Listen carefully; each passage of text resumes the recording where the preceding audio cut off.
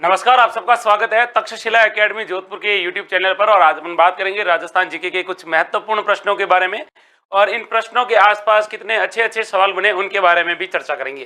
पहला सवाल है अपनी स्क्रीन पर, रामस्नेही संप्रदाय की रैण शाखा के प्रवर्तक थे। यानी एक संप्रदाय है जिसका नाम है रामस्नेही संप्रदाय, और रामस्नेही संप्रदाय की एक शाखा है जिसका नाम है रैण शाखा। और इस रैण शाखा के प्रवर्तक यानी संस्थापक कौन थे, ये आपको बताना है। संत रामचरण जी, संत दरियाव जी, संत हरिराम दास जी, संत रामानंद जी। खींच के आंसर देना है भाई आपको। अच्छा सवाल है और इजी सवाल है और बेहतरीन तरीके से जवाब देना है। बता दीजिए भाई। Very good. तो आंसर आने शुरू हो गए भाई आपके। रामस्नेही संप्रदाय की रैण शाखा के संस्थापक बताना है आपको कौन थे, बताइए। वेरी गुड, अच्छा सवाल है, इजी सवाल है। Very good. तो आपसे सवाल पूछा गया है, सवाल में सबसे बढ़िया आंसर दिया है कुशल चौधरी ने, सुनील खुमियादा ने, मनीषा मीणा ने, विजय चौधरी ने, चंदा राम ने, नितेश बैरवा ने, करीना इणकिया ने, सुनील खुमियादा में। बता दीजिए भाई। अच्छा सवाल है और इजी सवाल है। रामस्नेही संप्रदाय की रैण शाखा के संस्थापक कौन थे, ये आपको बताना है। वेरी गुड, वेरी गुड, बढ़िया सवाल आ रहे हैं। बीच में थोड़ा सुनील बिश्नोई ने गलत कर दिया है, यानी सुनील बिश्नोई ने एकदम सही बताया है। सवाल आपसे पूछा है रैण शाखा, ये रैण शाखा कहां पर है, ये रैण शाखा है बीकानेर के अंदर। और रैण शाखा बीकानेर के अंदर जो संस्थापक थे वो थे आपके भाई संत दरियाव जी। अब आपसे सवाल पूछा जाएगा कि देखिए भाई रामस्नेही संप्रदाय के प्रवर्तक कौन थे, तो प्रवर्तक थे वो थे रामचरण जी, संस्थापक रामचरण जी थे।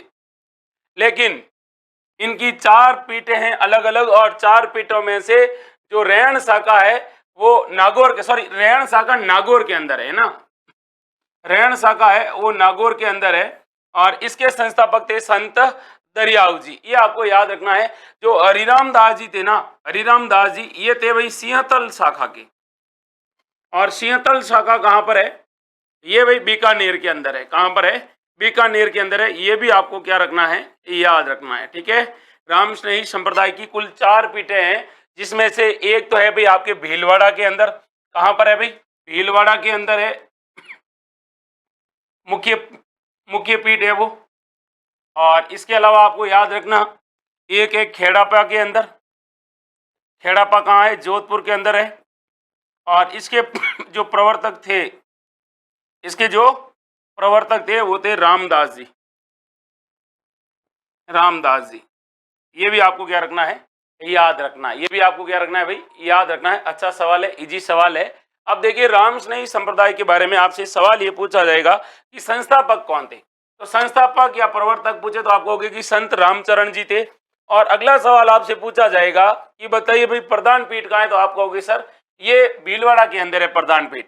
फिर आपसे सवाल ये पूछा जाएगा कि बताइए रामस्नेही संप्रदाय के प्रवर्तक रामचरण जी ने कौन कौन सी पुस्तकें लिखी। और रामचरण जी की जो ग्रंथ है उन ग्रंथों के नाम आपसे पूछा जाएगा, तो आप कहोगे सर इन्होंने लिखी थी एक तो अर्णब वाणी, अर्णब वाणी में अपने क्या दिए थे, उपदेश दिए थे, और इनके उपदेशों का क्या है, संकलन है। फिर आपसे सवाल पूछा जाएगा रामचरण जी के गुरु कौन थे, तो इनके जो गुरु थे उनका नाम याद रखना कृपाराम। हालांकि जो कृपाराम का संबंध था ना वो गुदड़ संप्रदाय से था। किस संप्रदाय से था भाई, गुदड़ संप्रदाय से था। ये भी आपको क्या रखना है, याद रखना है, गुदड़ संप्रदाय। और गुदड़ संप्रदाय के गुरु थे इनके संत कृपाराम जी, ये भी आपको क्या रखना है, याद रखना है। रामस्नेही संप्रदाय की चार पीठें हैं राजस्थान के अंदर, बीकानेर के अंदर है, सिंहतल में, रैण नागौर के अंदर, शाहपुरा भीलवाड़ा के अंदर, और खेड़ापा जोधपुर के अंदर। ये भी आपको याद रखना। एक विशेष बात यह है कि रामस्नेही संप्रदाय के लोग कैसे वस्त्र धारण करते हैं, तो आप क्या कहोगे सर रामस्नेही संप्रदाय के जो होते हैं वो किस प्रकार के वस्त्र धारण करते हैं, भाई आपको याद रखना है। और फिर देखिए इनका एक मेला है फूलडोल मेला, और फूलडोल मेला है ये आयोजित होता है शाहपुरा के अंदर। कहाँ आयोजित होता है, शाहपुरा के अंदर होता है। ये आपको याद रखना है। इसके अलावा आपको ये भी याद रखना है यह मेला कब लगता है, चैत्र कृष्ण एकम को। ये भी आपको क्या रखना है, याद रखना है। सवाल के पास में क्या बनेगा, सवाल बनेगा जो आपको भूलना नहीं है, बिल्कुल ही अच्छे तरीके से याद रखना है। अगला सवाल देखिए, अगला सवाल ये सवाल है जो आपसे पूछ रहा है, अलाउद्दीन खिलजी ने 1311 में जालोर को जीतकर उसका नाम क्या रखा? तो अलाउद्दीन खिलजी ने जालोर को जीता था 1311 में, और जालोर का नाम बदलकर इन्होंने क्या रखा था, ये आपको बताना है। आपके सामने 4 ऑप्शन है, फटाक से आंसर दे दीजिए भाई। Chandaram, Praveen Rana, Nitesh Bairwa, Shrichand, Subhash Jani, CP King. बताइए राइट आंसर, बताइए भाई। Sanju Chaudhary, Praveen Rana, very good. सुभाष जानी, मोहित पांचाल, श्रीचंद, संजू चौधरी, सुनील बिश्नोई। अब देखो भाई राइट आंसर इसका क्या है। एक के बोले तो अलाउद्दीन खिलजी ने 1311 में कौन सा किला जीता? जालोर का किला जीता, और जालोर को जीतने के बाद इसने रखा था जलालाबाद। जालोर का नाम क्या रखा था? जलालाबाद, याद रखना है आपको। जालोर का नाम रखा था जलालाबाद। कब जीता था तो पूछे तो याद रखना 1311 में जीता था। मोमिनाबाद, फिर देखिए खिजराबाद, चित्तौड़गढ़ का नाम रखा था खिजराबाद। ये चित्तौड़गढ़ का नाम खिजराबाद कब रखा था? ये रखा था भाई 1303 में। खैराबाद किसका नाम रखा था? सिवाना का रखा था इसने, सिवाना जीतने के बाद। और सिवाना का नाम बदलकर इसने क्या रखा था, ये भी आपको याद रखना है कि सिवाना का नाम बदलकर खैराबाद रखा था। कब रखा था? 1308 में। फिर आपसे पूछा जाएगा मोमिनाबाद किसे कहा जाता है, बताइए। तो ये जो जयपुर है ना, इस जयपुर को कहा जाता है मोमिनाबाद। जयपुर को क्या कहा जाता है? मोमिनाबाद कहा जाता है। ये भी आपको याद रखना। तो इसका राइट आंसर होगा वो होगा जलालाबाद। ठीक है भाई, परीक्षाओं में कई बार ऐसे सवाल पूछ लिए जाते हैं। अभी फर्स्ट ग्रेड में ऐसे सवाल बने थे आपके, ठीक है, तो घबराने की जरूरत नहीं है। अगर फर्स्ट ग्रेड जैसे एग्जाम में भी ऐसा लेवल रहता है तो ज़्यादा यूं घबराना नहीं है और आराम से पढ़ना है, और ज़्यादा स्टैंडर्ड मेंटेन नहीं करना है, वही पढ़ना है जो आपकी परीक्षाओं में पूछे जा रहे हैं। विनोबा भावे द्वारा प्रारंभ भूदान आंदोलन राजस्थान में कहां से प्रारंभ हुआ? तो विनोबा भावे जिन्होंने भूदान आंदोलन प्रारंभ किया था, और इन्होंने जो ये भूदान आंदोलन प्रारंभ किया था, इसकी शुरुआत कहां से हुई थी, ये आपको बताना है। आपके सामने कितने ऑप्शन है? बराबर 4 ऑप्शन है, जयपुर, बीकानेर, नागौर और जोधपुर। बताइए भाई, राजस्थान के अंदर भूदान आंदोलन है, इसकी शुरुआत कहां से हुई थी, ये आपको बताना है। अच्छा सवाल है और बेहतरीन सवाल है, क्योंकि अगर आप प्रजामंडल वगैरह वगैरह पढ़ते हो तो उसमें यह आपके सवाल पूछे जाते हैं। बता दीजिए भाई। Very good.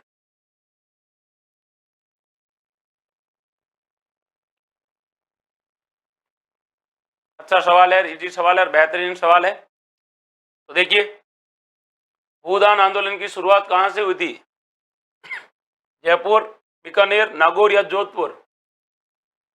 इसकी शुरुआत बतानी है। निवास गुर्जर, चंदाराम, मुकेश सिंह, विजय चौधरी, निवास गुर्जर, आकांक्षा मकवाणा, सुभाष जानी, सोनू वर्मा। बताइए राइट आंसर क्या है? भूदान आंदोलन की शुरुआत होती है वो आपके कहां से होती है, ये आपको बताना। वेरी गुड, श्रीचंद ने बता दिया है, विजय चौधरी ने बताया, बिल्कुल बीकानेर। बीकानेर से क्या होता है? भूदान आंदोलन का शुरुआत या श्री गणेश माना जाता है राजस्थान में। कुमट दुर्ग के नाम से प्रसिद्ध कौन सा दुर्ग जाना जाता है? कुमट दुर्ग के नाम से प्रसिद्ध दुर्ग कौन सा है, ये आपको बताना है। अच्छा सवाल है, इजी सवाल है, बेहतरीन तरीके से आपको जवाब देना है। बताइए भाई, भटनेर, मांडलगढ़, सिवाना या अचलगढ़? बताइए। विनोबा, कुमट दुर्ग। अच्छा सवाल है, इजी सवाल है। जब आप राजस्थान के प्रमुख दुर्ग पढ़ते हैं तो दुर्गों में यह सवाल आपसे जरूर पूछा जाता है कि कुमट दुर्ग के नाम से प्रसिद्ध दुर्ग कौन सा है। तब आपको इसका क्या बताना पड़ता है? आंसर बताना पड़ता है। बता दीजिए भाई, कुमट दुर्ग आपसे पूछा है, गलत कुछ भी नहीं बताना है, प्रॉपर तरीके से आपको आंसर बताना है और जमा के आंसर बताना है। बताइए। देखिए भाई, कुमट दुर्ग के नाम से जाना जाता है सिवाना दुर्ग। कहां पर है? बाड़मेर में। कहते हैं इस दुर्ग का जो निर्माण करवाया था वो निर्माता था वीर नारायण पंवार। याद रखना, निर्माण किसने करवाया था? वीर नारायण पंवार। वीर नारायण पंवार, इन्होंने इसका क्या करवाया था? निर्माण करवाया था। और बातें इनके बारे में याद रखना है कि ये जो सिवाना दुर्ग है, इस सिवाना दुर्ग के अंदर कितने साके हुए? तो इसके अंदर साके हुए थे भाई, साके कितने हुए? 2 साके हुए थे। कितने हुए थे? 2। एक हुआ था 1308 के अंदर और एक हुआ था 67-68 के अंदर कल्ला रायमलोत ने यहाँ पर जब शासन किया था उस समय। अब देखिए इस दुर्ग को और भी कहा जाता है कुंभाणा दुर्ग कहा जाता है, कुंभाणा दुर्ग कहा जाता है इसे।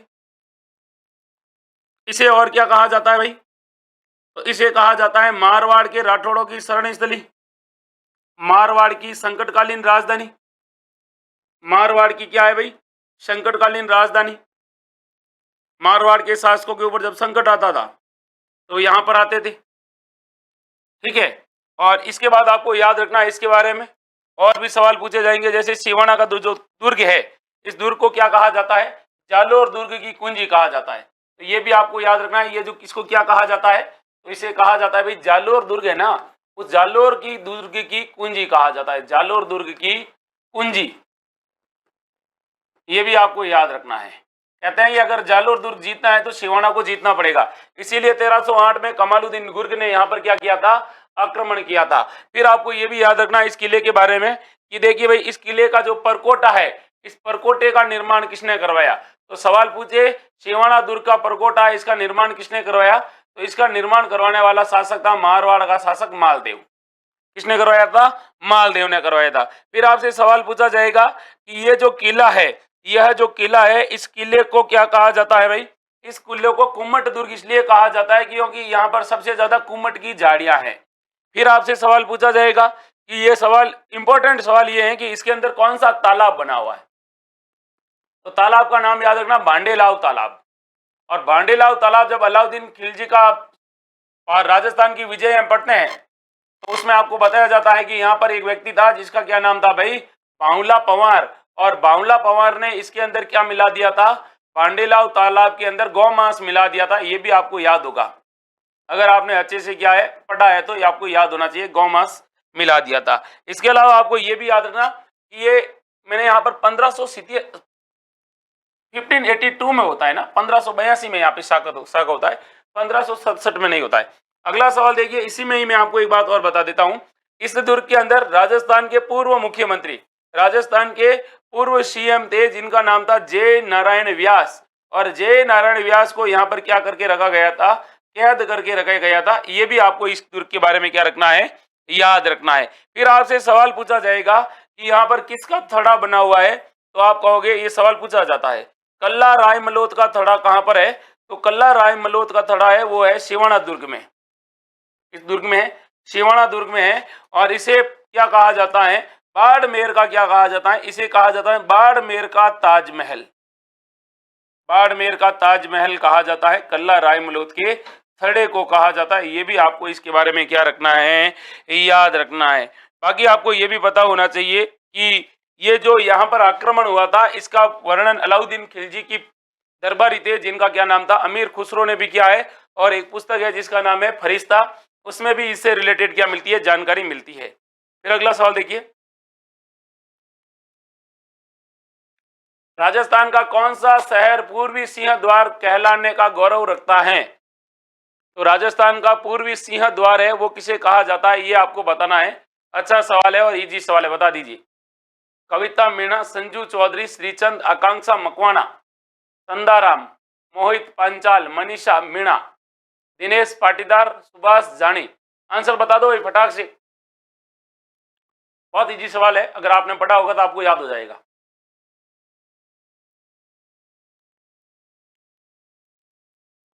राजस्थान का ताजमहल किसे कहते हैं? देखो, जब राजस्थान का ताजमहल कहा जाता है ना ताजमहल के नाम से, तो ताजमहल राजस्थान में बहुत सारे हैं। जैसे राजस्थान का ताजमहल पूछे तो आप कहोगे सर ये तो जसवंत थड़ा है, जसवंत थड़ा। फिर आपसे पूछा जाएगा हाड़ौती का ताजमहल किसे कहा जाता है? तो आप कहोगे सर हाड़ौती का ताजमहल कहा जाता है अबली मिनी के महल को, अबली मिनी का जो महल है उसको कहा जाता है। फिर आपसे सवाल पूछा जाएगा इसी में ही कि बताइए भाई आपने शेखावाटी का ताजमहल किसे कहा जाता है? तो शेखावाटी का ताजमहल कहा जाता है खेतड़ी महल को, खेतड़ी महल को कहा जाता है। फिर आपसे पूछा जाएगा दक्षिणी राजस्थान का ताजमहल, तो आप क्या कहोगे?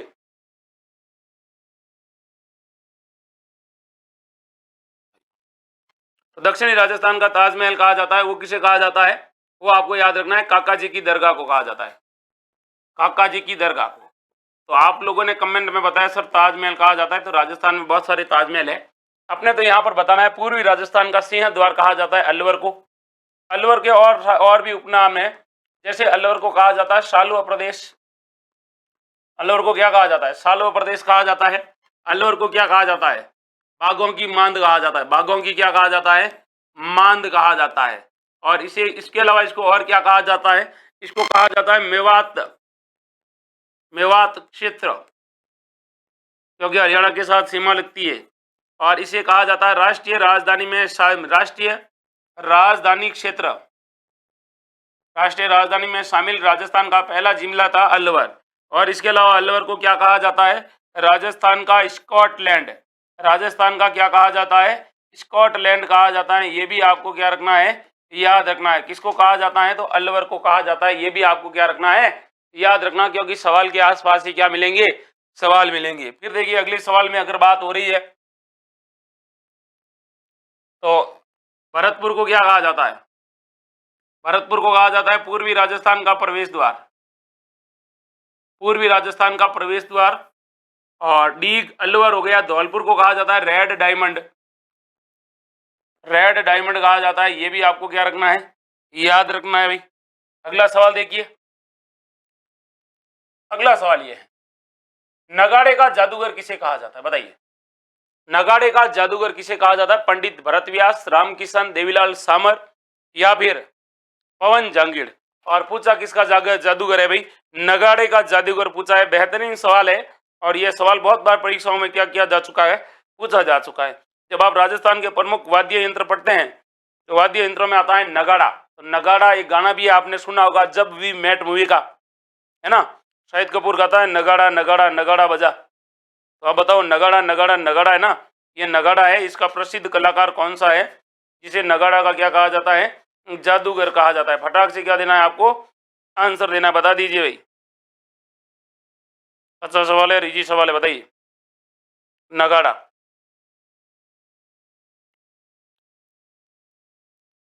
बताइए भाई, नगाड़ा का जादूगर किसे कहा जाता है? तो नगाड़ा का जादूगर कहा जाता है, वो कहा जाता है रामकिशन को। रामकिशन सोलंकी है, इनको कहा जाता है नगाड़ा का जादूगर। आपको याद रखना है कि ये जो नगाड़ा है ना, ये जो नगाड़ा है, ये नगाड़ा होता है ना, इस नगाड़े के बारे में कहा जाता है कि नगाड़ा को अकेले नहीं बजाया जाता है। नगाड़ा होता है, दो नगाड़ा साथ में होते हैं। और एक नगाड़ा होता है जिसको कहते हैं नर नगाड़ा, और एक होता है मादा नगाड़ा। तो नगाड़े में भी दो प्रकार के नगाड़े होते हैं। एक होता है नर नगाड़ा। नर नगाड़ा होता है, ये बड़ा होता है लेकिन इसकी आवाज़ इतनी अच्छी नहीं होती है, उतनी अच्छी किसकी होती है? मादा नगाड़ा की आवाज़। मादा नगाड़े की आवाज़ होती है, थोड़ी तेज होती है। ये भी आपको याद रखना है। ये भी आपको क्या रखना है? याद रखना है। नर नगाड़ा और मादा नगाड़ा। और फिर आपसे सवाल पूछा जाएगा कि नगाड़ा ये किस प्रकार का वाद्य यंत्र है? नगाड़ा, तो आप कहोगे सर नगाड़ा अवनद वाद्य यंत्र है। कैसा वाद्य यंत्र है? अवनद वाद्य यंत्र है, क्योंकि ये जो किससे बनाया जाता है? यह खाल से बनाया जाता है। खाल से बनाया जाता है। ये भी आपको याद रखना है। इसका सर्वाधिक जो आयोजन होता है या सर्वाधिक किस कार्यक्रम में? तो कोई भी मांगलिक कार्यक्रम होता है तो मांगलिक कार्यक्रम के दौरान क्या बजाए जाते हैं? नगाड़े बजाए जाते हैं। सामाजिक कार्यक्रम के दौरान क्या बजाए जाते हैं? नगाड़े बजाए जाते हैं। ये भी आपको याद रखना है भाई। किसके बारे में? नगाड़ा के बारे में। सीधी सी बात है, जो मादा मादा की आवाज़ क्या होती है? वो थोड़ी सुहावनी होती है, तेज होती है। ये भी आपको क्या रखना है? याद रखना है भाई। ठीक है। और वैसे नगाड़ा मंदिरों में पूजा पाठ के समय नगाड़ा बजाया जाता है। मंदिरों में नगाड़ा बजाया जाता है। नगाड़े दो होते हैं, जोर जोर से ऐसे बजाते हैं। तो जोर जोर से ऐसे बजाते हैं तो एक क्या होता है? आवाज़ तेज होती है, एक ढमढम की आवाज़ आती है और एक थोड़ी पतली आवाज़ होती है। ये भी आपको क्या रखना है? याद रखना है। ये भी आपको क्या रखना है? याद रखना। हाँ, मादा नगाड़े की आवाज़ तेज ही होती है। मेरे हिसाब से मादा की आवाज़ सुन सुन के आप परेशान हो चुके हो, इसलिए आपको क्या लग रही है? थोड़ी तेज लग रही है। घबराना नहीं। हाँ, कुछ लोग ऐसे हैं जो बैठे हैं अभी, वो कह रहे हैं सर हमें तो सुनाई दे, चाहे तेज सुनाई दे वैसे भी सुनाई दे, हमको तो मादा की आवाज़ ही सुननी है। तो इनके भी किस्मत में लिखा हुआ है मादा की आवाज़ तो इनको ज़रूर सुनाई देगी। यह मानव निर्मित नहीं बल्कि फरिश्तों द्वारा बनाया लगता है। मेहरानगढ़ दुर्ग के संबंध में यह कथन किस व्यक्ति का है, बता दीजिए भाई। कर्नल जेम्स टॉड का, अबुल फजल का, औरंगजेब का, रुडयार्ड किपलिंग का। अच्छे से आपको क्या देना है, जवाब देना है, बता दीजिए भाई। अच्छा सवाल है, इजी सवाल है। सुनील खुमियादा, सुभाष जानी, मनीषा गोस्वामी, पवन, दिनेश पाटीदार, अजय अग्रवाल वीडियोस। फटाक से आंसर बता दीजिए भाई। लक्ष्मी सैनी, राकेश बैरवार, रोहित राज, सोनू वर्मा, प्रवीण राणा, संजू चौधरी, लक्ष्मी सैनी, मुन्नी राठी, निवास गुर्जर। बता दीजिए भाई। चंदाराम। मानव निर्मित नहीं बल्कि फरिश्तों द्वारा बनाया गया लगता है। मेहरानगढ़ दुर्ग के संबंध में यह बात कहने वाला आदमी था रुडयार्ड किपलिंग। रुडयार्ड किपलिंग ने मेहरानगढ़ दुर्ग के बारे में कहा था कि यह फरिश्तों द्वारा बनाया हुआ लगता है। और इसी आदमी ने एक किला और है जिसका नाम है तारागढ़ किला। और तारागढ़ कौन सा वाला, बूंदी वाला। और इस आदमी ने तारागढ़ दुर्ग के बारे में क्या कहा था, तारागढ़ दुर्ग के बारे में रुडयार्ड किपलिंग ने कहा था कि भाई इस किले का निर्माण है वो किन्होंने किया है, यहाँ इसका निर्माण किया है भूतों व प्रेतों ने। तो सवाल पूछा जाएगा किस दुर्ग के बारे में किस विद्वान का मत है कि इसका निर्माण भूतों व प्रेतों ने किया। तो तारागढ़ बूंदी। और किस व्यक्ति ने कहा था कि इसका निर्माण परियों व फरिश्तों के द्वारा बनाया गया है, तो वो मेहरानगढ़ दुर्ग के दोनों कहने वाला रुडयार्ड किपलिंग है। आप लोगों ने एक मूवी देखी होगी जंगल बुक। और ये जो जंगल बुक है, गली गली में पता चला है, चड्डी पहन के फूल खिला है, ये जो बुक है ये रुडयार्ड किपलिंग ने ही लिखी थी। किसने लिखी थी, रुडयार्ड किपलिंग ने लिखी थी। ये भी आपको क्या रखना है, याद रखना है। दिनेश परमार, लोगार मीणा, जीरो बॉयज, ऋषिकेश कुमावत, नवीन वर्मा, राकेश बैरवा, कविता। अगला सवाल देखिए भाई। और अगला सवाल है ये वाला। किस किले को जमीन का जेवर कहा जाता है, बताइए। जमीन का क्या कहा जाता है, जेवर कहा जाता है। और कौन से किले को कहा जाता है, जूनागढ़, कुंभलगढ़, तारागढ़ या जयगढ़। बेहतरीन सवाल है। जमीन का जेवर किसे कहा जाता है, बता दीजिए भाई। चार ऑप्शन है आपके सामने, खींच के आपको क्या देना है, जवाब देना है। फटाफट से जवाब दीजिए भाई। बेहतरीन सवाल का बेहतरीन तरीके से क्या होना चाहिए, आंसर होना चाहिए कि किस किले को जमीन का जेवर कहा जाता है। Lakshmi Saini, Rishikesh Kumawat, Sunil Khumiyada, zero boys, Lakshmi Saini, Nitesh Bairwa, Sonu Verma.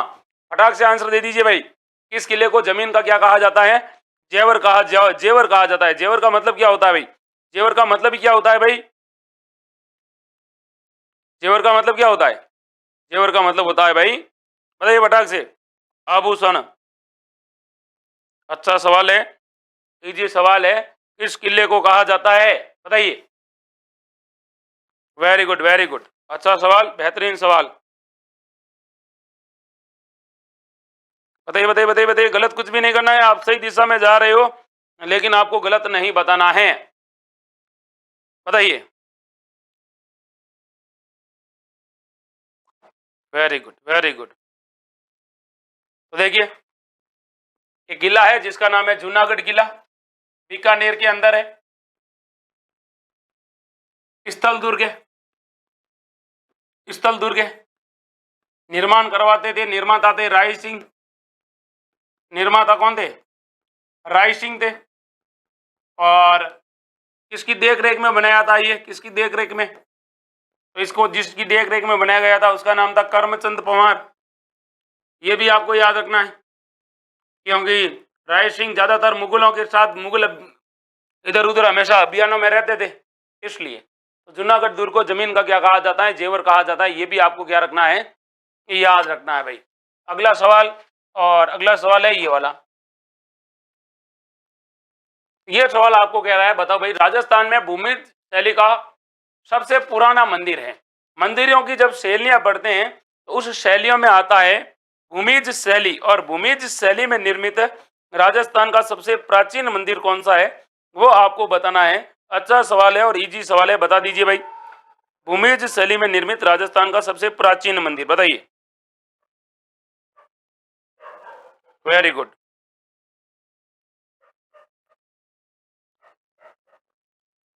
भूमिज शैली, बताइए।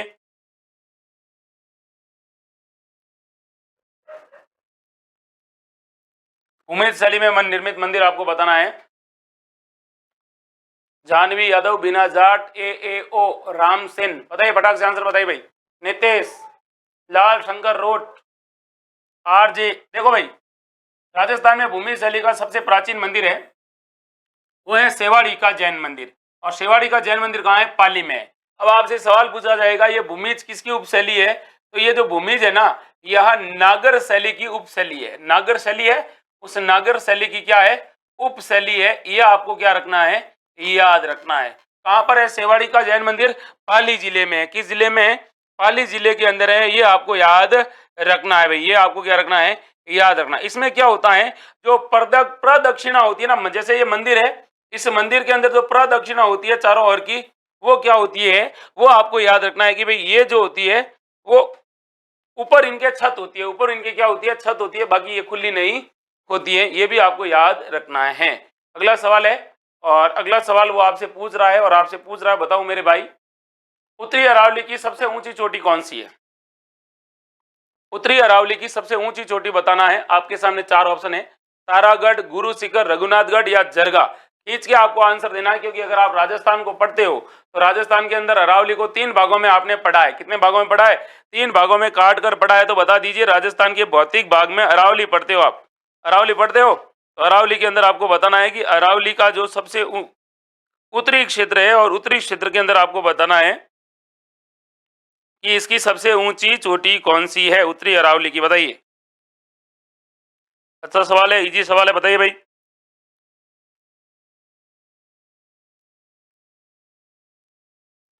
देखिए भाई, कौन सी गढ़ है? तारागढ़ है, गुरु शिखर है, रघुनाथगढ़ है या जरगा है? फटाक से आंसर दे दीजिए भाई। राइट आंसर क्या है? वेरी गुड, रघुनाथगढ़ है। रघुनाथगढ़ कहां पर है? सीकर के अंदर है, और 1055 मीटर है। कितनी है भाई? 1055 मीटर है। ये भी आपको याद रखना है। अगर आपसे सवाल पूछ ले कि उत्तरी अरावली का विस्तार कहां से कहां तक है, तो उत्तरी अरावली का जब आपसे क्या पूछा जाएगा? विस्तार पूछा जाएगा। बताइए राजस्थान में उत्तरी अरावली का विस्तार।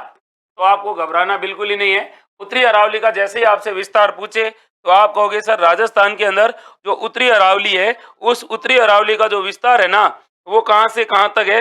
वो है भाई जयपुर से लेकर कहां तक? अलवर तक। जयपुर से लेकर अलवर तक क्या है भाई? इसका विस्तार है। ये आपको याद रखना है। जयपुर से लेकर अलवर तक इसका क्या है? सॉरी, इसका जयपुर से लेकर अलवर तक है। ये आपको याद रखना है। फिर आपसे सवाल ये पूछा जाएगा कि देखिए यहाँ पर ये जो क्षेत्र है, यहाँ पर इसकी क्या विशेषता है? तो यहाँ पर अरावली और विंध्याचल पर्वतमालाएं मिलती है।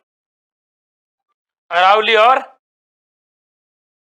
विंध्याचल पर्वतमालाएं आपस में क्या करती है? मिलती है। अरावली प्लस विंध्याचल पर्वतमालाओं का यहाँ पर क्या होता है भाई? मिलन होता है, ऐसा कहा जाता है। फिर आपको याद रखना है कि इसके अंदर एक दर्रा है। पूछे अरावली के अंदर कौन सा दर्रा है अरावली के पास में? तो याद रखना, एक सॉरी पठार है जिसका नाम है क्रासका का पठार। क्रासका का पठार पूछ ले कहां पर है? क्रासका और कांकणवाड़ी, ये दोनों पठार आपसे पूछे तो आप कहोगे कि सर ये दोनों अलवर के अंदर है। ये दोनों क्या है? पठार है। और ये दोनों पठार कहां पर है? तो आप कहोगे सर ये दोनों पठार अलवर के अंदर है। कहां पर है? अलवर के अंदर है। ये भी आपको याद रखना है भाई। फिर आपको याद रखना है कि ये जो अरावली की सबसे ऊंची चोटी है वो कौन सी है भाई? गुरु शिखर है, जो 1722 मीटर है। कहां पर है? सिरोही के अंदर है। कहां पर है? सिरोही के अंदर है। ये भी आपको इसके बारे में याद रखना। जरगा, जरगा कहां पर है? उदयपुर के अंदर है। और अगर आपसे पूछे तारागढ़ कहां पर है? तारागढ़ आप कहोगे सर अजमेर के अंदर है। उत्तरी अरावली की चोटी है। कौन सी अरावली की चोटी है? अजमेर के अंदर है, और उत्तरी अरावली की चोटी है। ये भी आपको क्या रखना है? याद रखना है, क्योंकि सवाल के पास में ही आपको क्या मिलेगा? सवाल मिलेगा। अगला सवाल ये है, बाड़मेर में तेल की खुदाई करने वाली कंपनी है। तो बाड़मेर के अंदर तेल की खुदाई कौन सी कंपनी के द्वारा की जा रही है? ONGC, Indian oil, Cairn India या फिर हिंदुस्तान पेट्रोलियम। और बाड़मेर में तेल की खुदाई कौन सी कंपनी कर रही है, ये आपको बताना है। बताइए, 4 ऑप्शन है आपके सामने। बाड़मेर के अंदर तेल की क्या हो रही है? खुदाई हो रही है। बताइए। अच्छा सवाल है और इजी सवाल है। बेहतरीन तरीके से आपको इसका क्या देना है? जवाब देना है। बताइए भाई, जब आप राजस्थान के अंदर पढ़ते हो प्रमुख, बताइए, आपसे सवाल पूछा है बाड़मेर के अंदर तेल की खुदाई है वो कौन सी कंपनी के द्वारा की जा रही है, तब आप क्या आंसर दोगे ये आपको बताना है, बताइए।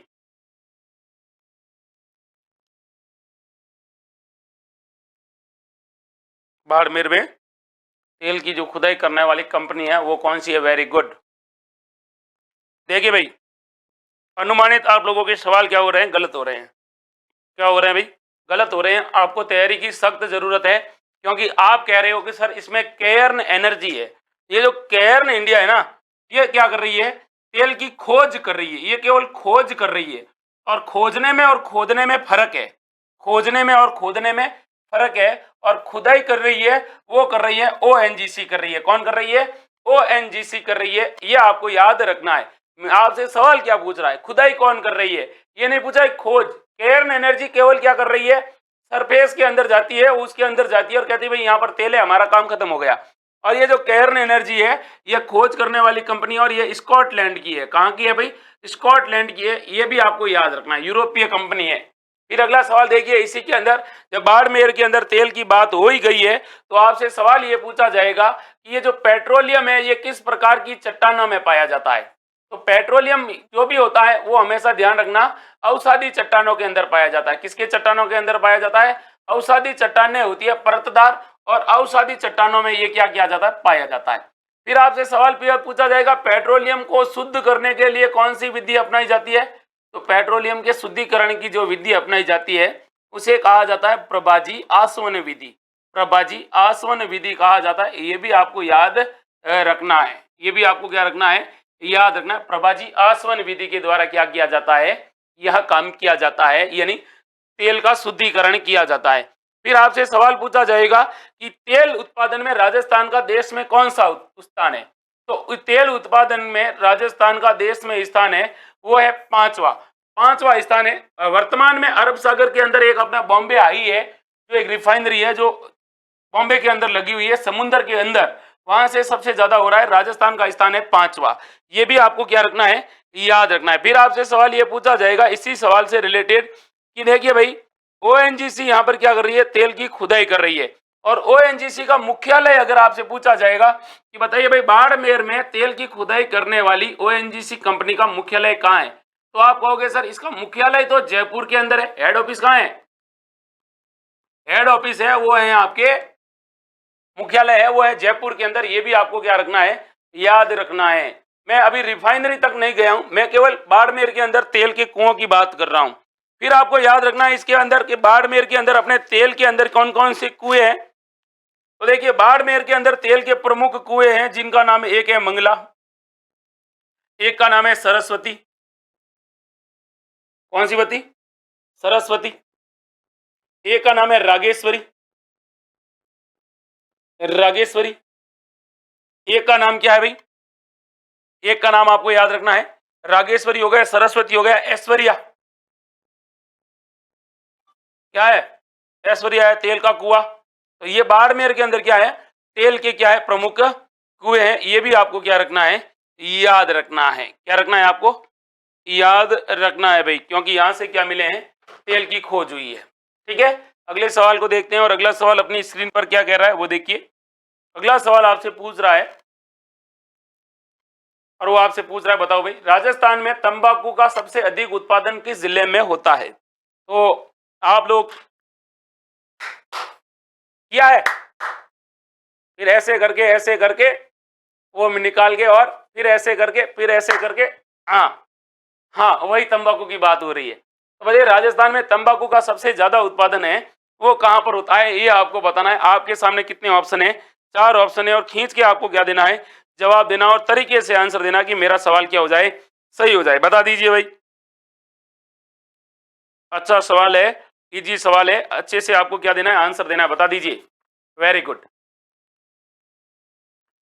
और वीडियो को भाई ज्यादा से ज्यादा लाइक करने हैं, ताकि आपको भी फायदा हो, आपको भी क्या हो, फायदा हो, ये आपको बताना है। बताइए, तंबाकू का सबसे ज्यादा उत्पादन कहाँ होता है, बता दीजिए भाई। राजस्थान में तंबाकू का सबसे ज्यादा उत्पादन कहाँ होता है, ये आपको बताना है। 4 ऑप्शन है आपके सामने, बताइए बताइए बताइए बताइए। 4 ऑप्शन है, चार ऑप्शनों में से आप कुछ बताना है, बताइए। Very good, very good, very good, very good. सबसे ज्यादा हो रहा है झुंझुनू में, इस ऑप्शन के अकॉर्डिंग। हालांकि जो फर्स्ट पोजीशन पे है ना, पहला स्थान है वो है अलवर का। किसका है? अलवर का है। अब देखिए, आपको याद रखना है, भारत में सबसे ज्यादा तंबाकू होता है वो कहां पर होता है? तो भारत में सबसे ज्यादा तंबाकू होता है आंध्र प्रदेश में। कहां होता है? आंध्र प्रदेश में। अगला सवाल ये आपसे पूछा जाएगा कि बताओ भाई, तंबाकू निषेध दिवस कब मनाया जाता है? तंबाकू निषेध दिवस कब मनाया जाता है? ये अगर आपसे पूछे तो आप कहोगे सर तंबाकू निषेध दिवस है वो मनाया जाता है आपके 31 मई को। कब मनाया जाता है? 31 मई को। तंबाकू के अंदर कौन सा रोग होता है? तंबाकू में होने वाले रोग का नाम पूछे तो तंबाकू के रूप में रोग होता है तंबाकू के पौधे के अंदर, उसका नाम है मोजेक रोग। कौन सा रोग है? मोजेक रोग है, जो कहां पर होता है? तंबाकू के अंदर होता है। ये भी आपको क्या रखना है? याद रखना है। फिर आपसे सवाल रखना है तंबाकू के बारे में, और भी सवाल ये पूछा जाएगा कि भाई तंबाकू का पौधा अपने लाए कौन थे? तो जब आप इंडियन हिस्ट्री पढ़ते हो तो इंडियन हिस्ट्री के अंदर ये लिखा है कि भारत में ये तंबाकू का पौधा लाए थे, वो लाने वाले थे पुर्तगाली। पुर्तगाली यहाँ आए और उनको तंबाकू खाने का शौक था, और वो तो कहते हैं कि तंबाकू छोड़ गए और भारत वालों को क्या दे गए? सारे के सारे तंबाकू वाला काम देकर चले गए थे। फिर आपसे सवाल पूछा जाएगा कि देखिए भाई, तंबाकू किससे प्राप्त किया जाता है? पौधे के किस भाग से प्राप्त किया जाता है तंबाकू? तो ये किया जाता है भाई पत्तियों से। पत्तियों से क्या प्राप्त किया जाता है भाई? पौधे के पत्तियों से तंबाकू प्राप्त किया जाता है। फिर आपसे सवाल पूछा जाएगा कि भारत के अंदर कितनी किस्में हैं? तो भारत के अंदर इसकी 2 किस्में हैं, ये भी आपको याद रखना है। कौन कौन सी किस्में हैं? एक है निकोटिन टुबेकम, निकोटिन टुबेकम। एक और है दूसरी, वो कौन सी है? निकोटिन रस्ट्रिका। निकोटिन रस्ट्रिका है, ये भी आपको याद रखना है। ये इसकी 2 किस्में हैं जिनका उत्पादन भारत में होता है। फिर आपसे सवाल पूछा जाएगा कि भारत का वह शासक जिसने तंबाकू की सबसे पहले खेती कराई। तो तंबाकू की खेती कराने का पहला काम किया जाता है जहांगीर, और जहांगीर ने कहा नहीं, तंबाकू की खेती करो। इसको कहते हैं कि पुर्तगालियों ने थोड़ा चकरा दिया था, इसको मजा आया तो इसने मजे मजे में सबको सजा दे दी, तंबाकू खाओ मौज करो। फिर आपसे सवाल पूछा जाएगा तंबाकू के बारे में कि बताइए तंबाकू अनुसंधान केंद्र कहां पर है? तंबाकू अनुसंधान केंद्र आपसे पूछे तो आप क्या कहोगे? तो आप कहोगे सर तंबाकू अनुसंधान केंद्र है वो अपने राजमुंद्री आंध्र प्रदेश के अंदर है। राजमुंद्री आंध्र प्रदेश के अंदर है। ये भी आपको क्या रखना है? याद रखना है। फिर आपसे सवाल पूछा जाएगा तंबाकू में क्या पाया जाता है? तो तंबाकू में क्या पाया जाता है? तंबाकू में पाया जाता है निकोटिन। क्या पाया जाता है भाई? निकोटिन पाया जाता है। ये भी आपको याद रखना है। और तंबाकू की ऐसी लत है भाई साहब, अगर तंबाकू नहीं खाए ना आदमी सुबह सुबह, तो शरीर के अंदर सारे उसके क्या होते हैं? छेद ब्लॉक हो जाते हैं। छेद क्या हो जाते हैं? ब्लॉक हो जाते हैं। उसको ऐसे करना ही पड़ता है छेद को खोलने के लिए। आप लोगों ने अपने गांव में आसपास में कोविड के टाइम देखा होगा, लोगों की हालत खराब हो गई थी। लोग 500 रुपए देने के लिए तैयार थे 5 रुपए की पूड़ी के।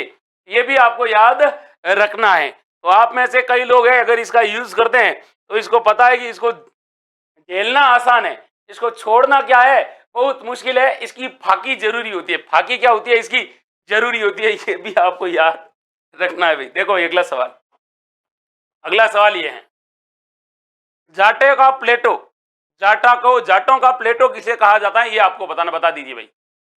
मदन सिंह को, सूरजमल को, विजय सिंह को या परमानंद को?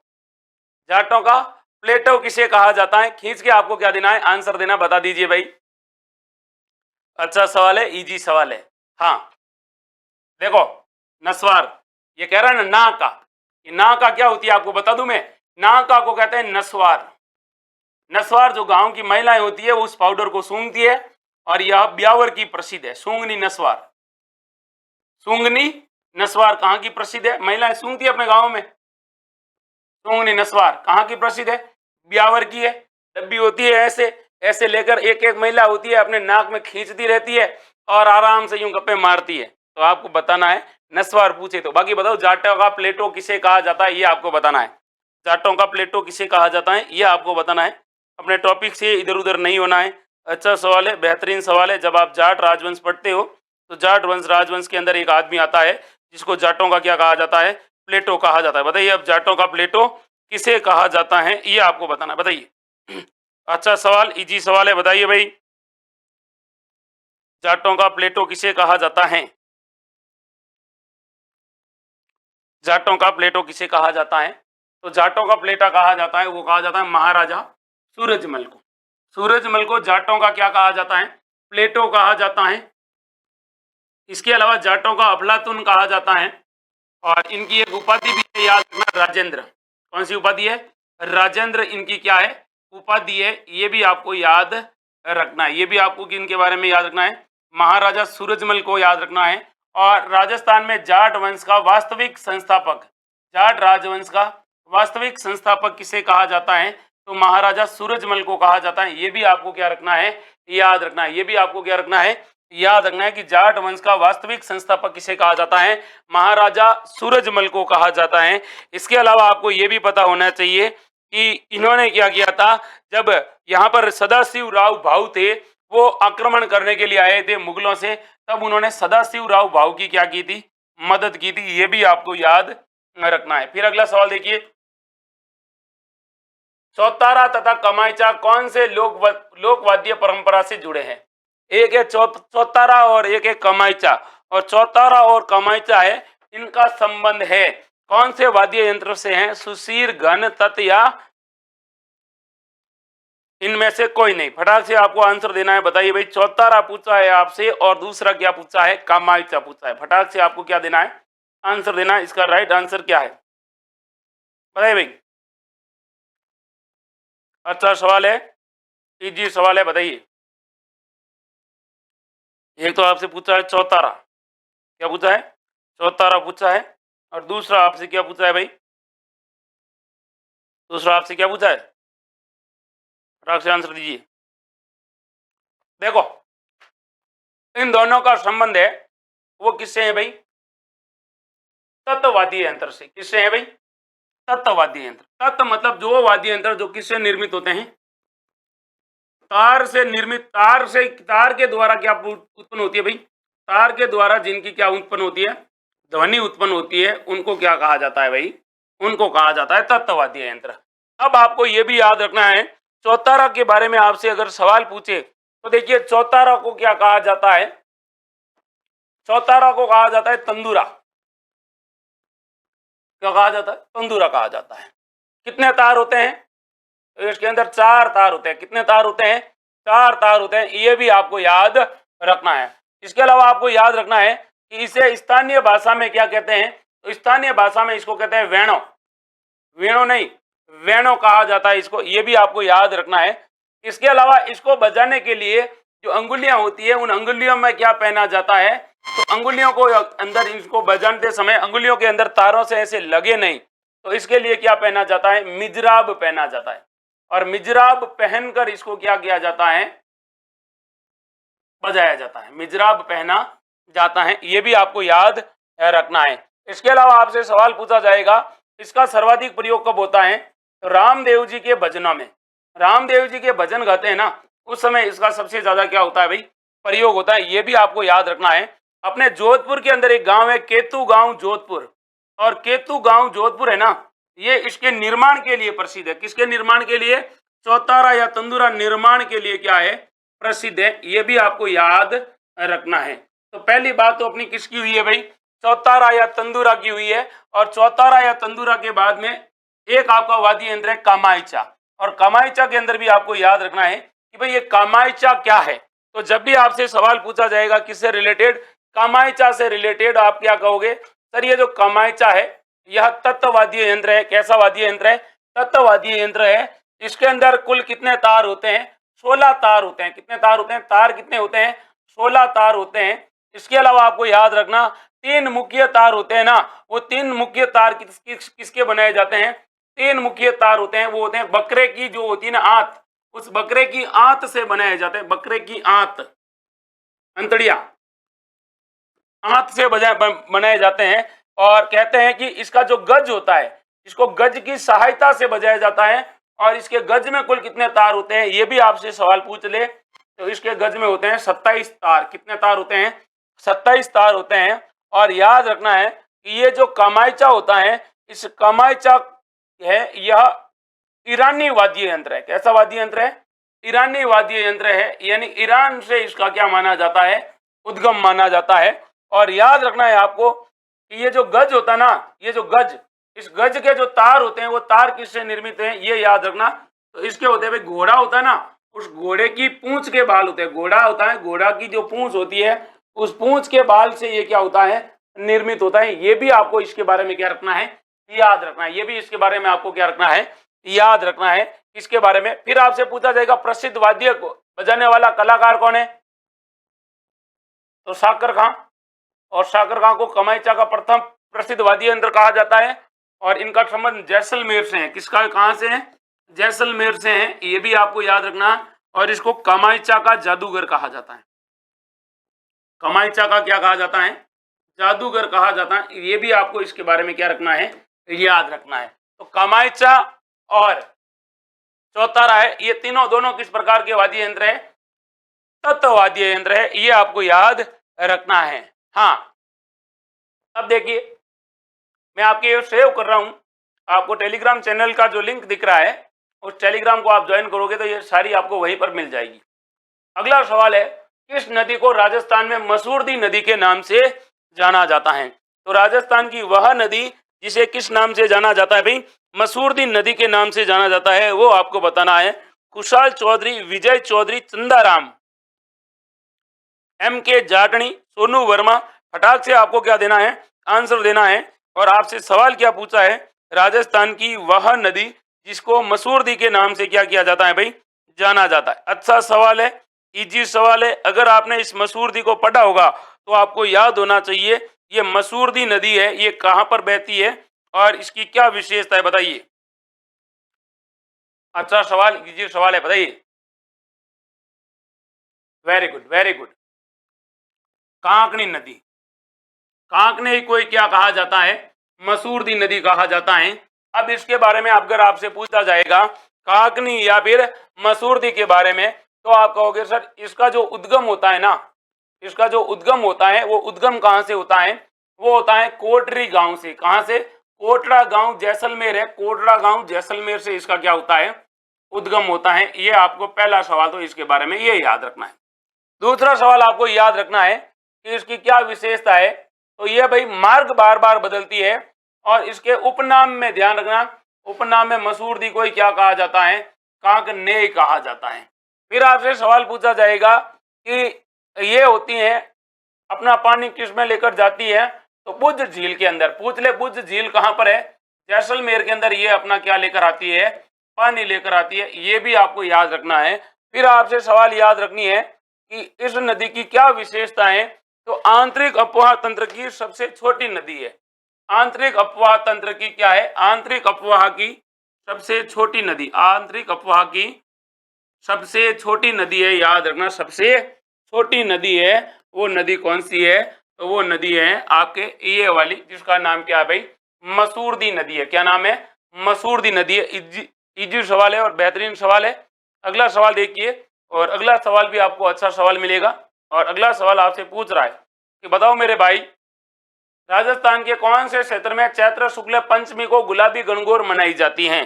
तो गुलाबी गणगौर कहां पर मनाई जाती है, ये आपको बताना है। अच्छा सवाल है और इजी सवाल है, बता दीजिए भाई। सीपी किंग सूरज सिंह राणा, बता दीजिए भाई। सवाल पूछा है, गुलाबी गणगौर के नाम से प्रसिद्ध हैं। राजस्थान के जब मेले और त्योहार पड़ते हो तो मेले और त्योहार में आपके आते हैं ये और सवाल, और पूछा जाता है गुलाबी गणगौर कहाँ की प्रसिद्ध है, बताइए भाई। अच्छा सवाल है, इजी सवाल है। गुलाबी गणगौर, जब आप गणगौर का त्योहार पढ़ते हो ना राजस्थान के प्रमुख मेले एवं त्योहार में, तो आपसे सवाल ये पूछा जाता है गुलाबी गणगौर कहाँ की प्रसिद्ध है। Very good, very good, answer आ रहे हैं भाई। श्रीचंद का आया है, अक्षर खान का आया है, very good, very good, very good. खींच के आपको आंसर बताना है, बताइए भाई, बताइए बताइए बताइए, फटाक से आंसर बता दीजिए। गणगौर से रिलेटेड आपसे क्या पूछा गया है? सवाल आपसे पूछा गया है कौन सा गणगौर है और कौन सी गणगौर कहाँ मनाई जाती है। Very very good, Gangaur. अभी भी डापा चूक हो रहे हैं कुछ लोग। उनका तो कुछ किया नहीं जा सकता है। तो बताइए भाई, गणगौर चैत्र महीने में मनाई जाती है। गणगौर किस महीने में मनाई जाती है? चैत्र महीने में क्या मनाई जाती है? गणगौर मनाई जाती है, ये आपको याद रखना है। और गुलाबी गणगौर कहाँ मनाई जाती है? नाथ द्वारा में मनाई जाती है। सवाल आपसे पूछा जाएगा कौन सी रियासत है वो गणगौर नहीं मनाती है? तो बूंदी रियासत में क्या नहीं मनाई जाती है? गणगौर नहीं मनाई जाती है। बूंदी रियासत में क्या नहीं मनाई जाती है? गणगौर नहीं मनाई जाती है, क्योंकि ऐसा कहा जाता है कि जब बूंदी के शासक थे जैत सिंह, और जैत सिंह के भाई थे जिनका नाम था जोध सिंह हाड़ा, और जोध सिंह हाड़ा गणगौर के दिन कहते हैं कि गणगौर की प्रतिमा के साथ जैत सागर झील में डूब जाते हैं, इसलिए यहाँ पर एक लाइन प्रसिद्ध हो गई थी, हाड़ो ले डूबियो गणगौर, हाड़ो ले डूबियो गणगौर। तो सवाल पूछा जाएगा राजस्थान की एकमात्र रियासत है जहां पर क्या नहीं मनाई जाती है? गणगौर नहीं मनाई जाती है। तो आप क्या कहोगे सर? बूंदी रियासत है। लेकिन आपसे सवाल ये पूछा जाएगा कि गणगौर प्रसिद्ध कहाँ की है? तो गणगौर है, अगर आपसे पूछे प्रसिद्ध कहाँ की है, तो गणगौर प्रसिद्ध है भाई जयपुर की। प्रसिद्ध कहाँ की है भाई? जयपुर की प्रसिद्ध है। और गणगौर की जो सवारी है वो भी कहाँ की प्रसिद्ध है? जयपुर की प्रसिद्ध है। ये भी आपको गणगौर के बारे में क्या रखना है? याद रखना है। फिर आपसे सवाल पूछा जाएगा गणगौर से रिलेटेड कितना दिन मनाया जाता है? गणगौर चलता है भाई 18 दिन तक मनाया जाने वाला त्योहार है। फिर आपसे सवाल ये पूछा जाएगा, बताइए भाई धींगा गणगौर कहाँ की प्रसिद्ध है? धींगा गणगौर। और अगर धींगा गणगौर की बात आपसे पूछे कि बताइए धींगा गणगौर कहाँ की प्रसिद्ध है? उदयपुर की प्रसिद्ध है। कहाँ की प्रसिद्ध है? उदयपुर की प्रसिद्ध है। और आपसे सवाल पूछा जाएगा धींगा गणगौर और कहाँ की प्रसिद्ध है? जोधपुर की प्रसिद्ध है। आपको यह भी पता होगा जोधपुर के अंदर एक मेला लगता है बैतमार मेला।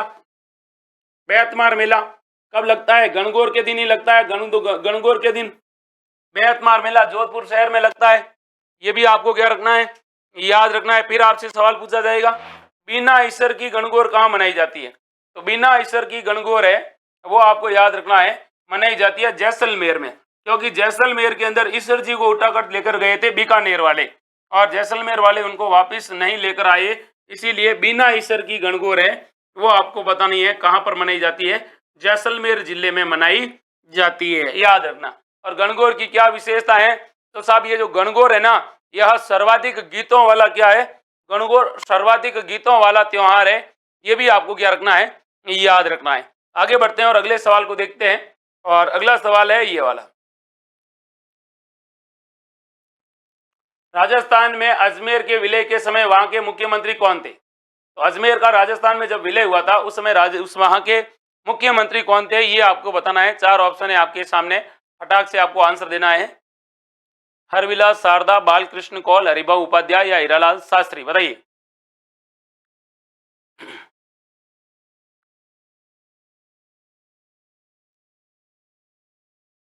फटाक से आंसर देना। Kalpana Gautam, Hema Kuntal, CP King? बताइए। अच्छा सवाल है, इजी सवाल है। बताइए भाई, राइट आंसर बताना है आपको, गलत कुछ भी बताना है नहीं। सोनू वर्मा, टीकाराम, अक्षर खान, गोविंद पटेल, रेखा पटेल, कल्पना गौतम, पुखराज पुनावत, बबीता कुमारी, अक्षर खान, रघुवीर रेणिकिया? देखिए भाई, जब भी आपसे सवाल ऐसा पूछा जाएगा तो उस समय थे हरिभाऊ उपाध्याय। कहाँ के सीएम थे? अजमेर के सीएम थे। अजमेर में उस समय विधानसभा की सीटें थी वो 30 विधानसभा की सीटें भी पूछी गई हैं। कितनी थी? 30 सीटें थी, ये भी आपको याद रखना। और इस विधानसभा को क्या कहा जाता था? इसको कहा जाता था धारावर्ष। क्या कहा जाता था? धारावर्ष कहा जाता था। और अजमेर के ये क्या हुआ करते थे? मुख्यमंत्री हुआ करते थे, हरिभाऊ उपाध्याय। ठीक है भाई, अगला सवाल देखिए। और अगला सवाल है ये वाला, बेंगू किसान आंदोलन का नेतृत्व किसने किया? बेंगू किसान आंदोलन है, इसका नेतृत्वकर्ता कौन थे, ये आपको बताना है। जब आप राजस्थान के अंदर प्रमुख किसान आंदोलन पढ़ते हो और किसान आंदोलन के अंदर आता है आपका बेंगू किसान आंदोलन, फटाक से आपको क्या देना है? आंसर बताना है। बता दीजिए बेंगू किसान आंदोलन के प्रवर्तक कौन थे? वेरी गुड, राइट आंसर कौन बता रहा है भाई? इसमें लोकेश गंगाराम जी आ गए हैं। इसके अलावा भी है भाई, और भी बताइए भाई। बेंगू किसान आंदोलन है, इस बेंगू किसान आंदोलन के प्रणेता कौन थे? फटाक से आपको आंसर बताना है, बता दीजिए भाई, बताइए। कैलाश हिणकिया, वर्षा शर्मा, प्रवीण राणा, सूरज सिंह राणा, चंदाराम, सुनील खुमियादा, कल्पना गौतम, सौरभ मीणा, सूरज सिंह राणा। फटाक से आंसर दे दीजिए भाई। बबीता कुमारी, पुखराज पुनावत। अच्छा सवाल पूछा गया है आपसे और अच्छे सवाल का अच्छे से क्या देना है, जवाब देना है। बताइए इस आंदोलन का नेतृत्व करने वाले कौन थे? चार ऑप्शन आपके सामने है, बताइए भाई। Very good.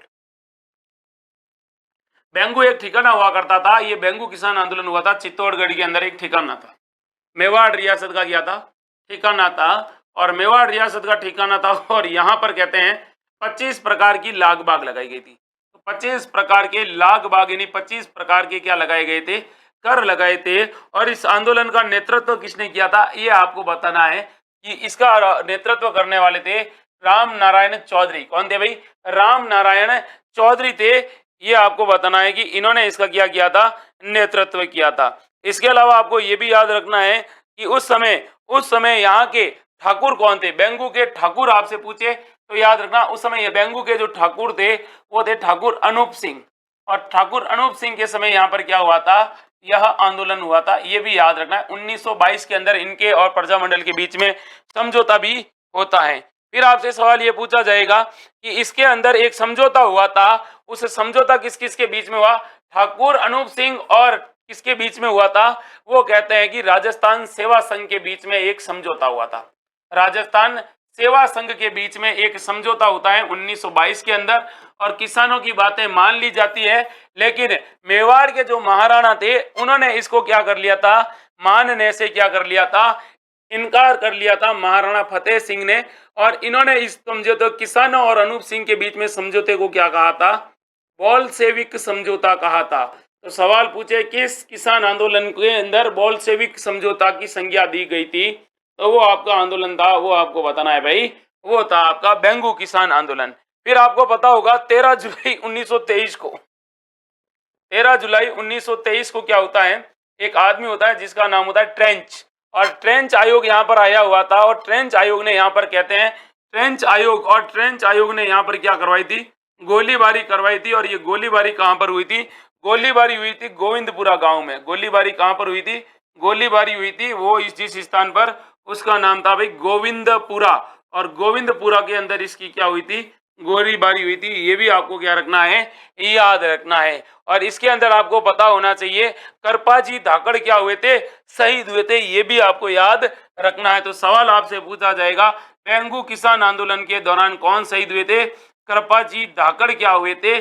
शहीद हुए थे। ये भी आपको याद रखना है भाई। फिर आगे बढ़ते हैं और अगले सवाल को देखते हैं। और अगला सवाल है वो आपसे ये कह रहा है, बताओ भाई हवा महल की पहली मंजिल का क्या नाम है? हवा महल का जो हवा महल है इसकी पहली मंजिल है, इसका क्या नाम है? ये आपको बताना है। और वीडियो को भी बराबर क्या करना है? लाइक ठोकना है भाई। अपने को 9 बॉल पे छक्का मारकर क्या करना है? 65 से ऊपर पहुंचा देना है। तो हवा महल राजस्थान के अंदर जब आप प्रमुख महल पढ़ते हो, और प्रमुख महलों में आपका आता है एक महल जिसका नाम है भाई हवा महल। और हवा महल का निर्माण, सॉरी पहली मंजिल है, इसका निर्माण किसने करवाया था? ये आपको बताना है। अच्छा सवाल है, बेहतरीन सवाल है और इजी सवाल है। बताइए भाई। गलत आपको इनमें से कुछ बताना नहीं है, एग्जैक्ट आपको क्या बताना है? सही बताना है। बता दीजिए भाई। हवा महल, हवा महल का निर्माण किसने करवाया था? ये हवा महल है, इसका निर्माण, और इसके निर्माण से रिलेटेड आपसे सवाल ये पूछा जाएगा कि बताइए भाई हवा महल। अच्छा सवाल है, इजी सवाल है। बताइए हवा महल, हवा महल की पहली मंजिल का नाम क्या है? ये आपसे पूछा गया सवाल है। तो हवा महल की जो प्रथम मंजिल है उसका नाम आपको बताना है। बताइए रत्न मंदिर, प्रकाश मंदिर, हवा मंदिर और प्रताप मंदिर। तो बता दीजिए भाई पहली मंजिल का नाम क्या है? ये आपको बताना है। बताइए, बताइए भाई। राइट आंसर बताना है आपको। रत्न मंदिर बता रहे हैं, प्रकाश मंदिर बता रहे हैं, हवा मंदिर बता रहे हैं। राइट आंसर बता दीजिए भाई। राइट आंसर आपको बताना है कि पहली मंजिल का नाम क्या है। अब मैं आपका थोड़ा देख लेते हैं नॉलेज आपका कैसा है। CP king Mangaram, CP king ने बढ़िया बताया भाई। सूरज सिंह राणा ने और भी बढ़िया बढ़िया बताया है। लोकेश ने और भी बढ़िया, कल्पना गौतम ने तो मौज कर दी। खुशहाल चौधरी वाह भाई वाह। पुखराज पुनावत, रत्न मंदिर वाह। मनीषा मीणा ए, चंदाराम अ, पुखराज पुनावत ए, वेरी गुड। सीपी किंग बता दीजिए भाई। Sunil Khumiyada, very good. सुनील खुमियादा ने बराबर बताया है, क्योंकि यहाँ पर ये क्या हुआ है, मिस यूज हो गया है। यहाँ पर प्रताप मंदिर की जगह लिखना था शरद मंदिर। तो मेरे भाई अगर आप यहाँ पे तुक्के मार रहे हो तो थोड़ा बहुत लॉजिक से भी लगाओ, क्योंकि यहाँ पर मिस प्रिंट हो गया था और इसका जो था वो था शरद मंदिर। क्या था? शरद मंदिर है, वो है प्रथम मंजिल। कौन सी मंजिल है? प्रथम मंजिल है। ये आपको याद रखना है। आपने मंजिलें तो पढ़ी है, 5 मंजिलें है। पहली मंजिल का नाम था, वो था आपका शरद मंदिर। कौन सा मंदिर था? शरद मंदिर था। यहाँ पे मेरी कोई गलती नहीं है, मैंने सही प्रश्न बोला है, लेकिन शायद टाइपिंग में क्या हुआ था, मिसप्रिंट हो गई थी। ये आपको याद रखना है। अब देखिए, आपको पता है इस हवा महल का निर्माता आपसे पूछा जाएगा, इसके निर्माता कौन थे? तो इसका था निर्माता थे सवाई प्रताप सिंह। कौन थे भाई? सवाई प्रताप सिंह थे। इन्होंने इनका क्या करवाया था? निर्माण करवाया था। फिर आपसे सवाल पूछा जाएगा कि इसके वास्तुकार कौन थे? तो वास्तुकार के बारे में याद रखना कि वास्तुकार थे भाई लालचंद उस्ता। तो वास्तुकार थे लालचंद। फिर आपसे पूछा जाएगा, बताओ भाई इसकी कोई विशेषता है? तो यह बिना नींव के निर्मित है। बिना नींव के क्या है? निर्मित है, यानी इसकी क्या नहीं लगाई गई है? नींव नहीं लगाई गई है। इसको क्या कहा जाता है? एयर दुर्ग कहा जाता है। और इसकी आकृति पूछे तो इसकी आकृति पूछे तो याद रखना कृष्ण मुकुट के समान है। भगवान कृष्ण का जो मुकुट है ना, उस मुकुट के समान है, कृष्ण मुकुट के समान है। ये भी आपको क्या रखना है? याद रखना है। ये भी आपको क्या रखना है? याद रखना है भाई। अब देखिए अगला सवाल, और अगला सवाल इन्हीं से ही पूछा जाएगा कि बताइए भाई जो ये इसके हवा महल है, इसके अंदर टोटल कितनी खिड़कियां हैं? तो इसके अंदर टोटल 953 क्या बनी हुई है भाई? खिड़कियां बनी हुई है। ये भी आपको याद रखना है। कितनी खिड़कियां हैं? 953 इसके अंदर खिड़कियां हैं। इसके अलावा आपको ये भी याद रखना है कि ये जो हवा महल है, इस हवा महल का निर्माण क्यों किया गया था? तो इसका निर्माण किया गया था भाई, वो रानियों के द्वारा क्या देखने के लिए किया गया था? राज परिवार की महिलाएं क्या देखे कि मार्केट को भी देखे, और क्या देखे? स्पेशली गणगौर की सवारी देखने के लिए। गणगौर की सवारी देखने के लिए क्या करवाया गया था? निर्माण करवाया गया था।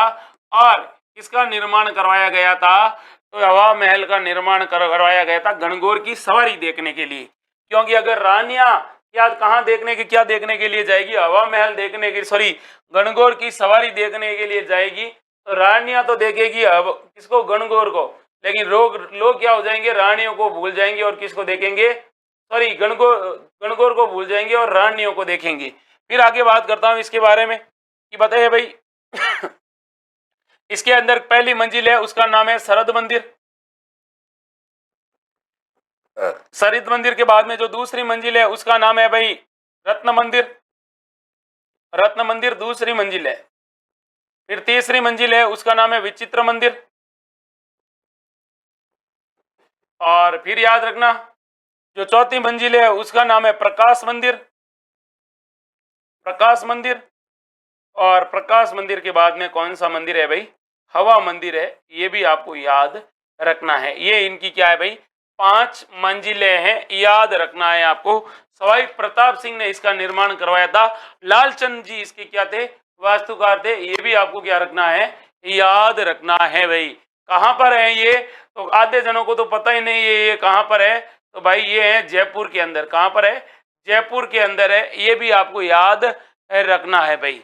अगला सवाल देखिए, और अगला सवाल भी अच्छा सवाल है और बेहतरीन सवाल है। सवाल आपसे ये पूछा गया है कि बावड़ियों का शहर किसे कहा जाता है?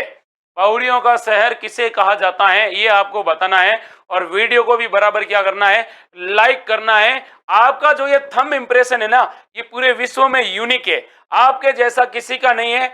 आप जैसे ही लाइक के बटन को क्लिक करोगे तो वो जो वहां पे लाइक है ना आपका, वो काला हो जाएगा। कैसा हो जाएगा? काला हो जाएगा। आप ट्राई करके देखिए। 2 बार नहीं दबाना है, 1 बार ही दबाना है। 2 बार दबाते ही क्या हो जाएगा? वापिस सफेद हो जाएगा। बताइए भाई। अच्छा सवाल है और इजी सवाल है। बावड़ियों का शहर आपको बताना है किसे कहा जाता है। अच्छा सवाल है और बेहतरीन सवाल है, बता दीजिए भाई। Very good, very good, very good, very good, very good. बताइए भाई पुखराज पुनावत। हाँ, 1 बार ही देखना है, 2 बार नहीं देखना है। फटाक से आंसर दे दीजिए भाई। बावड़ियों का क्या कहा जाता है? शहर किसे कहा जाता है, ये आपको बताना है। अच्छा सवाल है, इजी सवाल है और बेहतरीन क्या है सवाल है। बताइए भाई, बावड़ियों का शहर आपसे पूछा है और आपको बताना है बावड़ियों का शहर। Very good. बावड़ियों का शहर आपको पूछा है और आपको बताना है कि बावड़ियों की या शहर किसे कहा जाता है। बताइए, बावड़ियों का शहर पूछा है तो आप क्या आंसर दोगे बावड़ियों के शहर का? फटाक से आंसर दे दीजिए भाई, गलत कुछ भी नहीं बताओगे। तो बावड़ियों का शहर कहा जाता है बूंदी को। किसको कहा जाता है?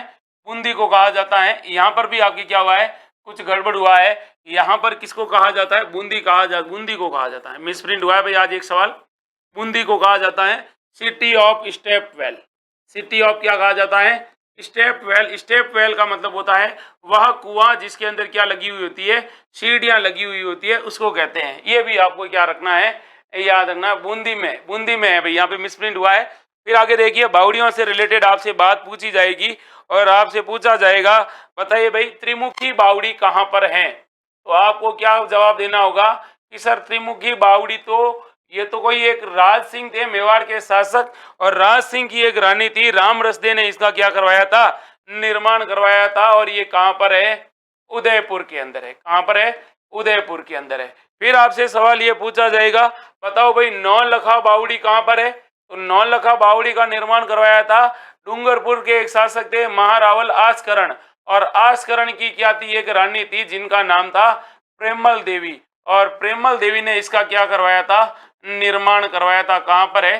डूंगरपुर के अंदर है। फिर आपसे सवाल ये पूछा जाएगा, बताओ भाई चांद बावड़ी कहाँ पर है? तो चांद बावड़ी कहाँ पर है? आबा नेरी दौसा के अंदर है। कहाँ पर है? आबा नेरी के अंदर है। और आबा नेरी कहाँ पर है? आबा नेरी दौसा के अंदर है। ये भी आपको क्या रखना है, याद रखना है। ये भी आपको क्या रखना है, याद रखना है। फिर आपसे सवाल पूछा जाएगा, फिर आपसे सवाल क्या फिर आपसे सवाल बता दिया जाएगा कि बताइए पन्ना मीणा की बावड़ी, पन्ना मीणा की बावड़ी पूछे किस दुर्ग में है? तो पन्ना मीणा की बावड़ी जयगढ़ दुर्ग जयपुर के अंदर है। कहां पर है? जयगढ़ दुर्ग जयपुर के अंदर है पन्ना मीणा की बावड़ी। फिर आपसे सवाल पूछा जाएगा, बताओ भाई अमरथुण की बावड़ी कहां पर है? तो अमरथुण बावड़ी बूंदी के अंदर है और बूंदी की सबसे पुरानी बावड़ी है। बूंदी की सबसे क्या है, पुरानी बावड़ी है, जिसका नाम है अमरथुण बावड़ी। फिर आपसे सवाल पूछा जाएगा कि बताइए राजस्थान के अंदर एक बावड़ी है जिसका नाम है डाकनिया बावड़ी। कौन सी बावड़ी है? डाकनिया बावड़ी। और डाकनिया बावड़ी कहाँ पर है? तो डाकनिया बावड़ी है भाई दौसा के अंदर। कहाँ पर है? दौसा के अंदर है डाकनिया बावड़ी। ये कहते हैं कि ये जो बावड़ी थी इसके अंदर महिलाएं जाती थी और डूब जाती थी। बहुत सारी महिलाएं क्या हो गई थी, इसमें डूब चुकी थी, इसलिए कहा कि इसके अंदर कोई डाकण है जो महिलाओं को क्या कर रही है, खा रही है। डाकण बावड़ी कहाँ पर है? तो याद रखना दौसा के अंदर है। ये भी आपको क्या रखना है, याद रखना। रानी जी की बावड़ी बूंदी के अंदर है। बढ़िया है भाई, अच्छा सवाल है, इजी सवाल था। भारत के क्षेत्रफल का कितना प्रतिशत भाग राजस्थान है? तो भारत के कुल क्षेत्रफल का कितना प्रतिशत भाग है वो राजस्थान है, ये आपको बता देना है। अच्छा सवाल है और इजी सवाल है। बताइए भाई, बेहतरीन सवाल का बेहतरीन तरीके से आपको क्या देना है, जवाब देना है। और वीडियो को लाइक भी करना है भाई, लाइक करते रहिए। भारत के क्षेत्रफल का कितना प्रतिशत भाग राजस्थान में है, बताइए।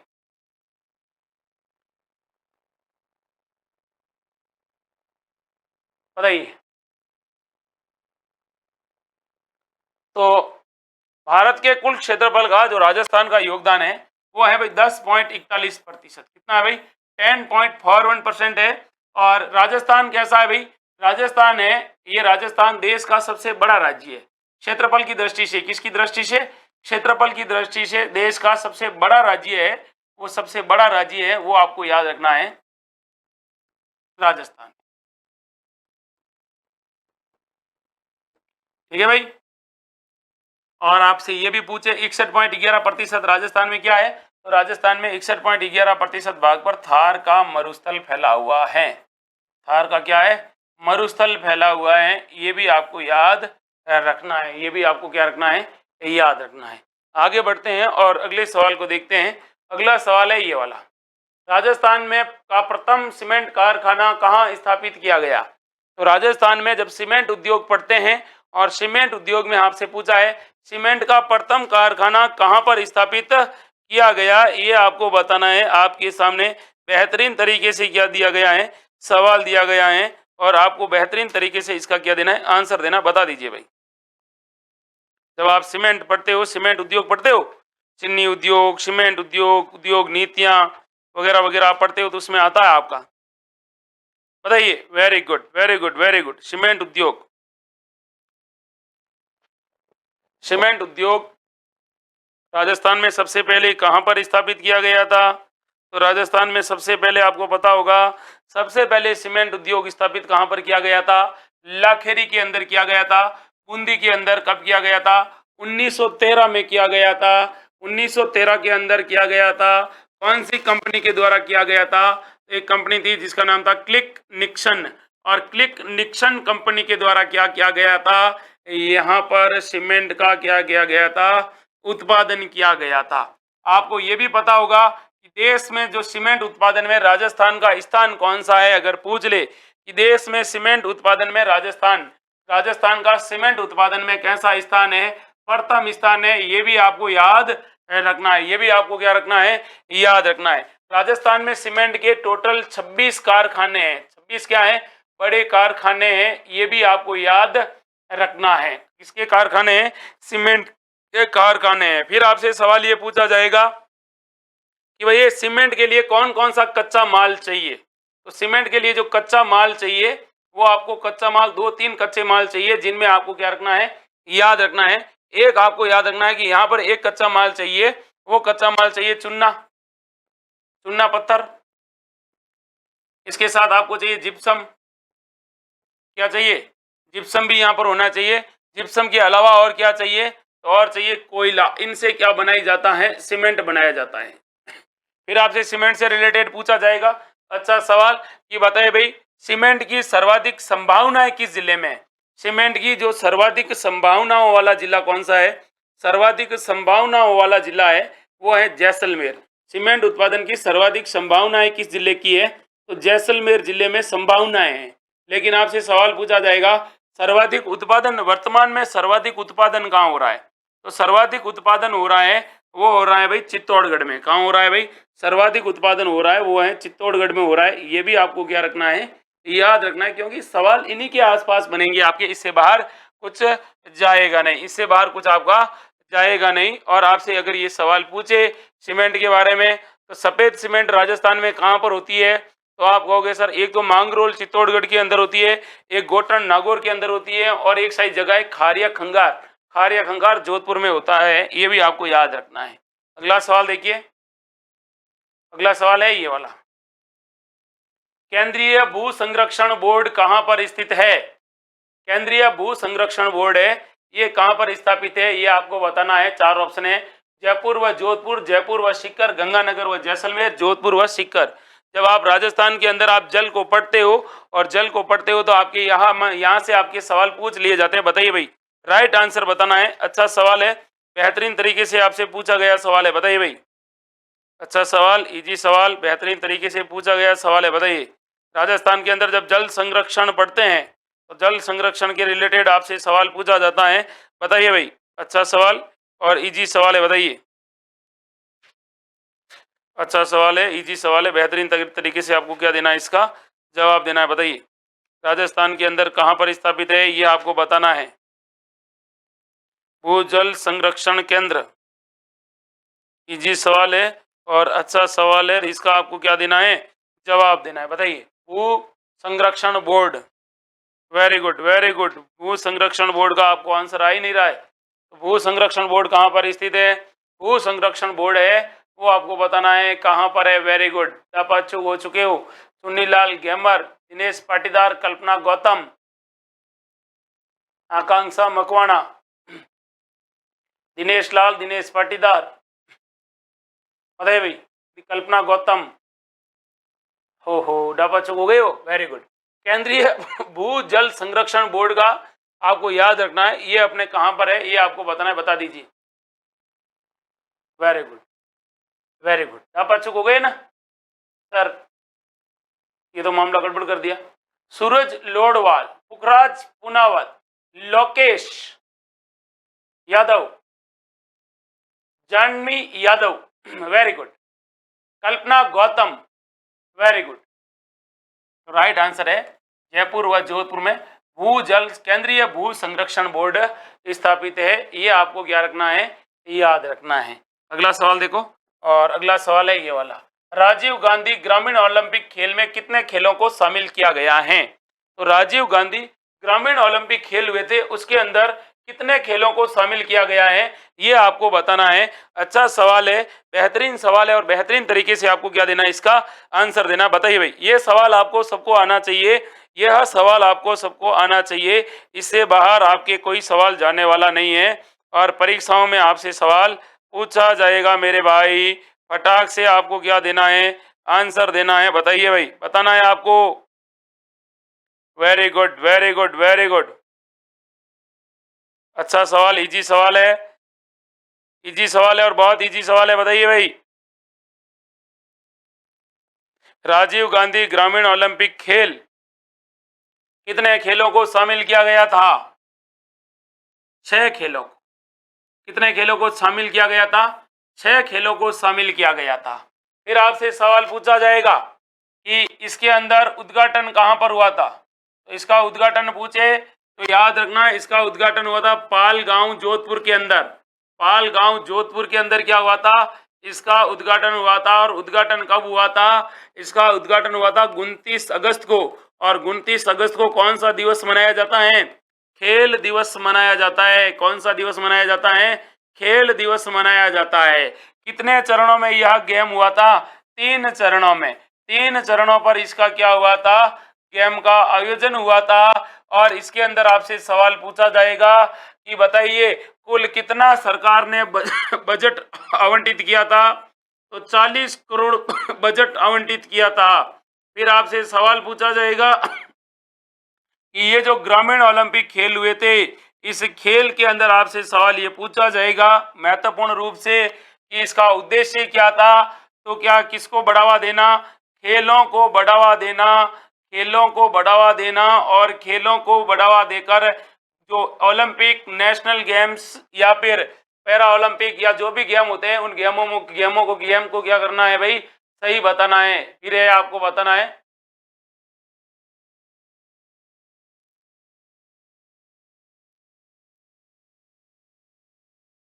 फिर आगे आगे देखिए, अगला सवाल है, उस सवाल के बारे में याद रखना है, राजीव गांधी खेलों के बारे में, कि इसका शुभंकर क्या था? तो आप कहोगे सर इसका शुभंकर था शेरू। क्या था? शेरू था। फिर आपसे सवाल पूछा जाएगा कि इसका थीम सॉन्ग क्या था? तो थीम सॉन्ग के बारे में याद रखना, चालो चालो रे साथीड़ा, चालो चालो रे साथीड़ा।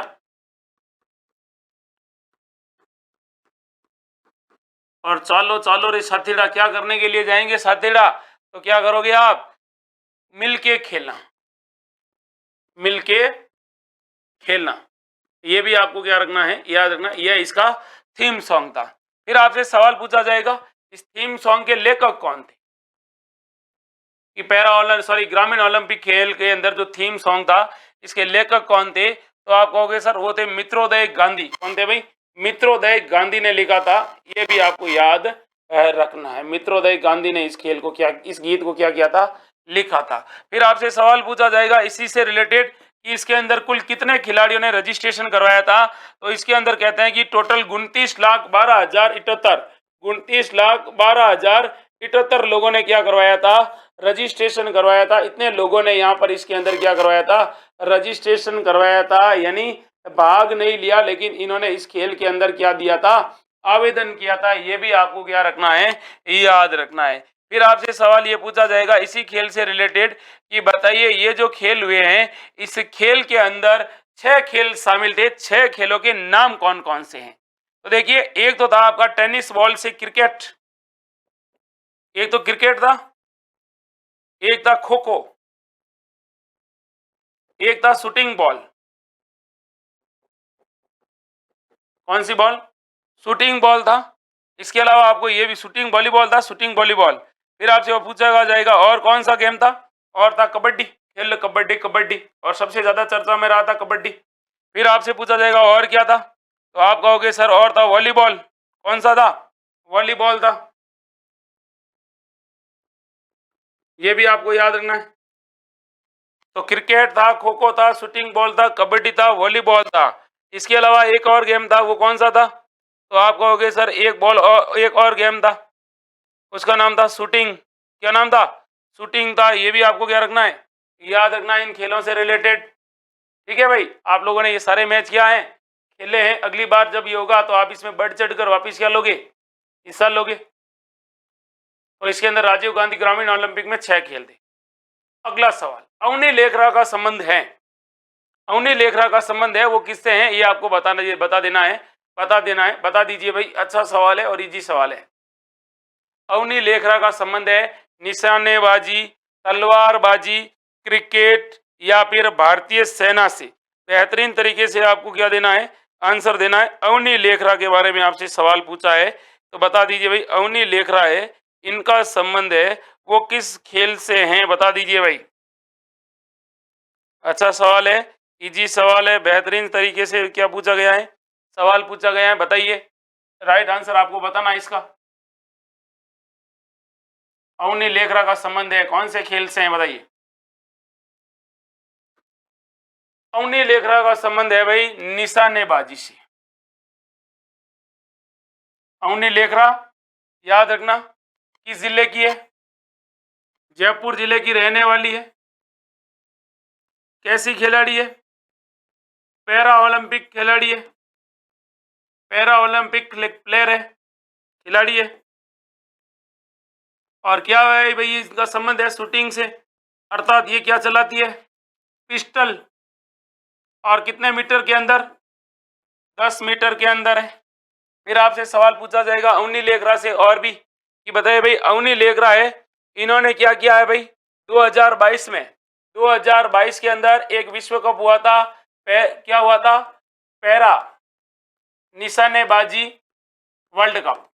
और पैरा निशानेबाजी वर्ल्ड कप के अंदर इन्होंने कौन सा मेडल जीता था, तो यहाँ पर इन्होंने गोल्ड मेडल जीता था। कौन सा मेडल जीता था, गोल्ड मेडल जीता था। ये आपको याद रखना है। और इनके बारे में आपको ये भी याद रखना है कि टोक्यो के अंदर क्या हुए थे, पैरा ओलंपिक गेम्स 2020 में। तो पैरा ओलंपिक गेम्स कहाँ हुए थे, टोक्यो में। टोक्यो जापान की राजधानी टोक्यो में हुए थे, टोक्यो पैरा ओलंपिक्स। और यहां पर इन्होंने क्या जीता था, गोल्ड मेडल। यहां पर भी इन्होंने क्या जीता था, गोल्ड मेडल जीता था। फिर आपको याद रखना है इनके बारे में कि इनका जो संबंध है, इनको पुरस्कार कौन सा मिला है, पद्मश्री। कब मिला है, 2022 को। इसके अलावा इनको खेलों का सबसे ज्यादा सर्वोच्च सम्मान मेजर ध्यानचंद सम्मान, मेजर ध्यानचंद सम्मान इनको दिया गया है। वो कब दिया गया भाई, खेलों का सबसे बड़ा सम्मान है वो 2021 को दिया गया है।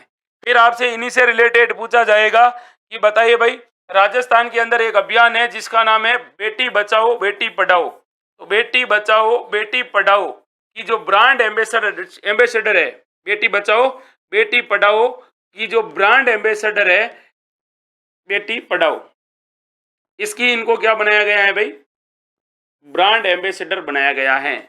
ये भी आपको याद रखना है, ब्रांड एम्बेसडर बनाया गया है।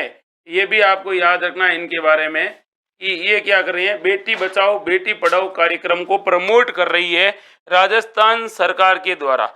इसके अलावा जब टोक्यो पैरा ओलंपिक गेम समाप्त हुए थे, उस समाप्त के दौरान इन्होंने क्या किया था, भारत के झंडे का ये क्या थी, समाप्त हुआ था। उस समाप्ति के समय ये क्या थी, भारतीय झंडे की ये क्या थी, ध्वजवाहक थी। क्या थी भाई, ध्वजवाहक थी।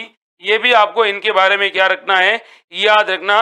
और वर्तमान के अंदर पूरे विश्व की नंबर 1 क्या है भाई, पूरे विश्व की नंबर 1 पैरा ओलंपिक क्या है भाई, प्लेयर है। पैरा ओलंपिक क्या होता है, अरे भाई पैरा ओलंपिक का मतलब होता है जो विकलांग वगैरह होते हैं ना, स्पेशल कैटेगरी में जिनका हाथ नहीं होता है, जैसे अपने चुरू से हैं सुंदर जाजड़िया, ठीक है। और ये इनके थोड़े पैरों में ये क्या है, पैरों से ये चल नहीं सकती है, तो ये शूटिंग करती है।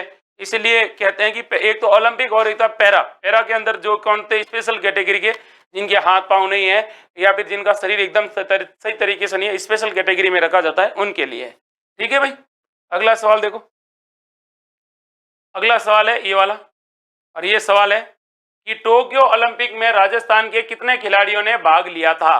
टोक्यो ओलंपिक में राजस्थान के कुल कितने खिलाड़ियों ने भाग लिया था, ये आपको बताना है। आपके सामने 4 ऑप्शन है और वीडियो को भी लाइक करना है। और टोक्यो ओलंपिक में राजस्थान के कितने प्लेयरों ने क्या लिया था, भाग लिया था, ये आपको बताना है। अच्छा सवाल है, इजी सवाल है, अगर आपने इसको पढ़ा होगा तो आपको पता होना चाहिए कुल कितने खिलाड़ी थे टोक्यो ओलंपिक में। अच्छा सवाल, इजी सवाल है, बताइए भाई। टोक्यो ओलंपिक में राजस्थान के कुल कितने खिलाड़ी थे? 4, 16, 18, 11, बताइए। Very good, very good, very good, very good, very good. CP King, Kansa Makwana, सुखनीर Kaur, सुलेखनी Kaur, Pradeep Kumar, Manisha Goswami, कल्पना गौतम, नवीन यादव, नटवर लाल पुनावत, पता कल्पना गौतम, आकांक्षा मकवाना, पुखराज पुनावत, नटवर लाल, फुल्लाराम, बताइए भाई। वेरी गुड, फुल्लाराम ने बहुत बढ़िया आंसर बताया भाई। कल्पना गौतम ने भी बड़े आंसर बता दिया है। सोनू लोहिया ने भी बहुत बढ़िया आंसर बताया है भाई। पुखराज पुनावत, फटाक से आंसर बता दीजिए भाई। सीपी किंग, वाह भाई वाह। कल्पना गौतम और भी बढ़िया आंसर बता रहे हैं सबके सब। बताइए भाई, टोक्यो ओलंपिक में राजस्थान के कितने खिलाड़ियों ने भाग लिया है? सुलक्षणा देवी, सुलक्षणा देवी, विजय चौधरी, बताइए। मनीषा गोस्वामी,